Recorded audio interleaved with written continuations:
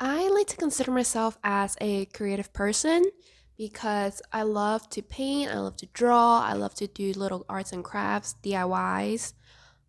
Even when I don't have the materials I need, I try to find other ways, other alternatives to create what I envision in my head. Creativity is just a form of self expression. Creativity is important in occupational therapy practice because sometimes the tools we need may not be accessible to the clients. So we need to think of different ways, different alternatives to supply or to change our methods, but to keep the principles intact. I think that's why it's an important piece in OT practice. For my embroidery, I was given four colors. I had pink, green, blue, and black. At first, I was little contemplated because I wasn't sure what I was supposed to make out of those four colors, but I thought about different characters from cartoons that depicted of these colors, and one of them were the Powerpuff Girls.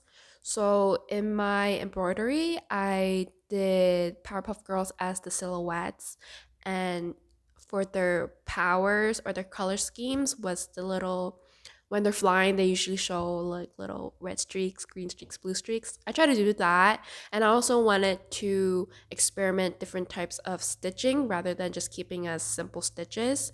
They didn't come out as good, but it was it was fun practicing it, definitely. So for my basket, I primarily only use cardboard and fabric. For cardboard, it was easily attainable if you had some sort of snack box, cereal box, ice cream box at home. If not, even local store, grocery stores, if you ask them if you could grab a box from them, they'll gladly hand it out to you for free. And then as for the fabric, I used old worn out clothes. You could use other than like a t-shirt, you could have used jeans or any of the sort, but I had an old t-shirt or a button up at hand, so that's what I used. And I only use these products because I feel it's easily attainable and accessible to anyone that wants to make a basket. So for the basket itself, I did a weaving method for the width, the height, the depth of the basket.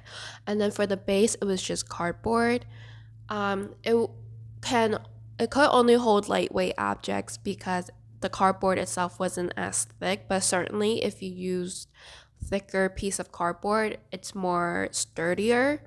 And the glue that I use would have been better to use Gorilla Glue to keep it more strongly adhesive, but my basket overall was using a weaving method, and then the handle was just a cardboard handle.